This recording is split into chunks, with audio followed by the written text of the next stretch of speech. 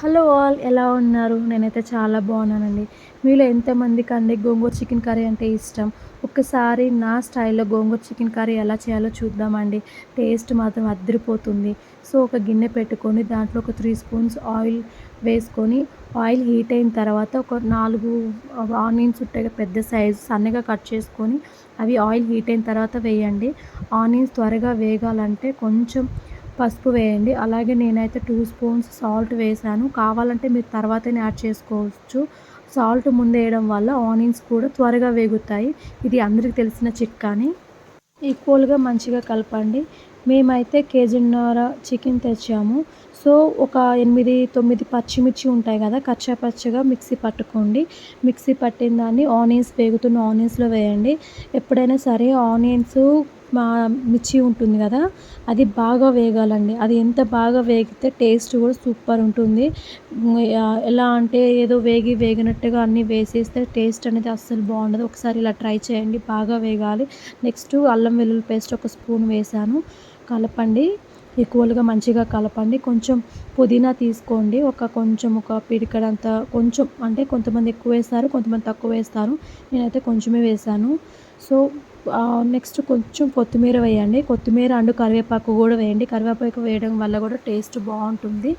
So, chicken బాగా wash చేసిన తర్వాత ఈ చికెన్ ఇలా వేసి కలపండి. ఈక్వల్‌గా మంచిగా కలపండి. లేకపోతే కొంచెం ఒక సైడ్ ఎక్కువగా, కొంచెం ఒక సైడ్ తక్కువ కాకుండా ఈక్వల్‌గా మంచిగా కలిపి దానిపైన ఒక మూత పెట్టండి. మూత పెట్టిన తర్వాత ఒక గిన్నె ఉంటుంది కదా, ఏ గిన్నె అయినా ఓకే. దాంట్లో వాటర్ తీసుకొని ఇలా పెట్టుకోండి. సిమ్‌లోనే పెట్టండి. సమ్‌టైమ్స్ హై ఫ్లేమ్‌లో పెట్టండి. సమ్‌టైమ్స్ సిమ్‌లో పెట్టండి.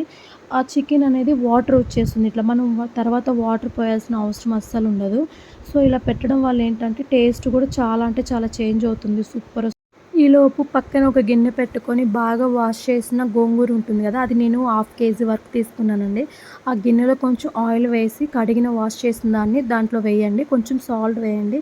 సిమ్‌లోనే పెట్టండి. దీంట్లో అస్సలు వాటర్ పోయకండి. వాటర్ పోయొద్దు. సో, చూడండి, ఈలోపు పక్కన మనం చికెన్ ఈక్వల్‌గా మంచిగా కలుపుకోండి. నేనైతే కేజీన్నర చికెన్‌కి ఒక 4, 5 స్పూన్స్ కారం పడింది. ఎందుకంటే గోంగూర యాడ్ చేస్తున్నాం కదా, గోంగూర పులుపు వల్ల కూడా కారం కొంచెం ఎక్కువైనా కానీ పుల్లగా ఉంటుంది. సో, నార్మల్‌గా అయితే అంత కారం పడదు. సో, చూసుకోండి, కారం ఎక్కువ తినే వాళ్ళకి, తక్కువ తినే వాళ్ళకి. ఒక 2 స్పూన్స్ ధనియాల పొడి కూడా వేసుకోండి. హోమ్‌మేడ్ ధనియాల పొడి అయితే టేస్ట్ బాగుంటుంది. కావాలంటే కొంచెం మసాలా పొడి అయితే యాడ్ చేసుకోండి. నేనైతే అసలు వేయలేదు. ఎందుకంటే వేస్తే బాగానే ఉంటుంది, కొంచెం లైట్‌గా వేయనట్టుగా.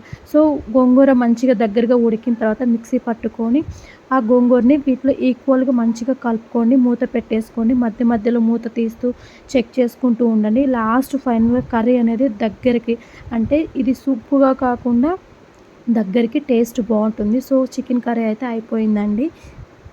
ఒకసారి మీరు కూడా ఇలా చికెన్ కర్రీ ట్రై చేయండి. సూపర్ అంటే సూపర్ ఉంటుంది టేస్ట్. సో, మీకు కానీ మా వీడియోస్ నచ్చితే లైక్ చేయండి, కామెంట్ చేయండి, అలాగే సబ్స్క్రైబ్ చేసుకోండి. Thank you all. బాయ్.